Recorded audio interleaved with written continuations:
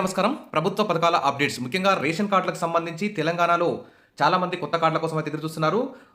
కొన్ని కార్డుల్లో కూడా చాలా తప్పులు దొర్లడంతో మరి ఆశావాహులందరూ కూడా చాలా ఆందోళనలో ఉన్నారు. ప్రభుత్వం వెంటనే అప్లై చేసుకున్న వారందరికీ కొత్తగా వైట్ రేషన్ కార్డు ఇవ్వాల్సినటువంటి అవసరం, స్పీడప్ చేయాల్సిన అవసరం ఉంది. అదేవిధంగా ఆ తప్పులను కూడా సరిచేసి అందరికీ కూడా సన్నబియ్యం పంపిణీ చేసే విధంగా చర్యలు తీసుకోవాల్సిన అవసరం కూడా తెలంగాణ ప్రభుత్వం మీద ఉందని అందరూ కూడా భావిస్తున్నారు. ఇప్పుడు ఇంకొక విషయం చూస్తే వైట్ కార్డులు కటీఫ్ వారికి కట్ ఆఫ్ టైం 6 నెలలు. రేషన్ తీసుకోని వారికి కష్టకాలమే.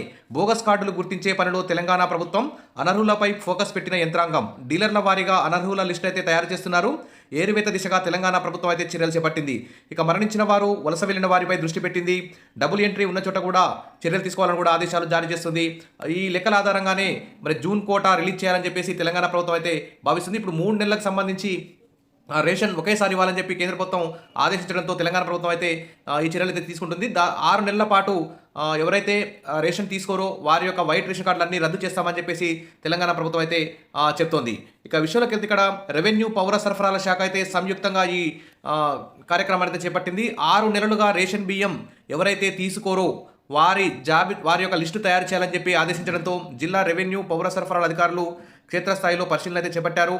పెళ్లి చేసుకొని వెళ్లిన వారు, మరణించిన వారు, స్థానికంగా లేని వారిని గుర్తించి రేషన్ కార్డుల్లో వారి పేర్లను తొలగించే ప్రక్రియ చేపట్టినట్టు తెలుస్తుంది. ఈ క్రమంలోనే తెల్ల రేషన్ కార్డుల ఏరువేత ప్రారంభించినట్లు అధికారులు అయితే చెప్తున్నారు.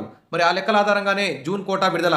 వచ్చే నెలలో 3 నెలల బియ్యం ఒకేసారి పంపిణీ చేయాలని ప్రభుత్వం ఆదేశించడంతో బియ్యం పక్కదారి పట్టకూడదనే ఉద్దేశంతోనే రెవెన్యూ పౌర సరఫరాల శాఖ అధికారులు మరి ఈ చర్యలు అయితే చేపట్టి తెల్ల రేషన్ కార్డులు ఎవరైతే 6 నెలల నుంచి రేషన్ తీసుకోవట్లేదో వారందరి కార్డులు రద్దు చేసే విధంగా ప్రయత్నాలు అయితే చేస్తున్నారు. మరి క్షేత్రస్థాయిలో అధికారులు సర్వే చేస్తూ లబ్ధిదారులు రేషన్ కార్డులో ఉన్న అడ్రస్లో ఉంటున్నారా, అందులో ఎవరైనా మృతి చెందారా, ఎవరైనా వలస వెళ్లారా అంటూ ఆరా తీస్తున్నారు. మరికొందరికి 2 చోట్ల పేర్లు ఉండడంతో అలాంటి వారి పేర్లు ఒక చోట తొలగించి చర్యలు చేపట్టినట్టు తెలుస్తోంది. వాటిని పరిగణలోకి తీసుకొని జూన్లో 3 నెలలకు సంబంధించి సరిపడా కోటాను విడుదల చేయనున్నట్లు సమాచారం అయితే అందుతుంది. ఇది తెలంగాణ రేషన్ కార్డులకు సంబంధించి అప్డేట్. ఎవరైనా డబుల్ ఎంట్రీ ఉంటే కూడా తొలగించుకోండి. తర్వాత ఎవరైనా 6 నెలల నుంచి ఎవరైనా రేషన్ తీసుకోలేకపోయినా కానీ వారు వెంటనే కూడా మరి మీ యొక్క డీలర్ని సంప్రదించి మేము అనివార్య కారణం వల్ల రేషన్ తీసుకోలేకపోయాము, ఇప్పటి నుంచి ఖచ్చితంగా తీసుకుంటాం, కాబట్టి మాది అనర్హుల లిస్టులో పెట్టొద్దని చెప్పేసి మీ డీలర్ కూడా మీరు కలిసి చెప్పుకుంటే మీ యొక్క కార్డు ఉండే అవకాశం ఉంది. లేకుంటే మీ కార్డులన్నీ కూడా 6 నెలల పాటు ఎవరైతే రేషన్ తీసుకోరో 6 నెలలు కట్ ఆఫ్ టైం ఆధారంగా రేషన్ తీసుకుని వారి కార్డులన్నీ కూడా తొలగించడానికి అయితే రంగం అయితే సిద్ధం చేసింది తెలంగాణ ప్రభుత్వం.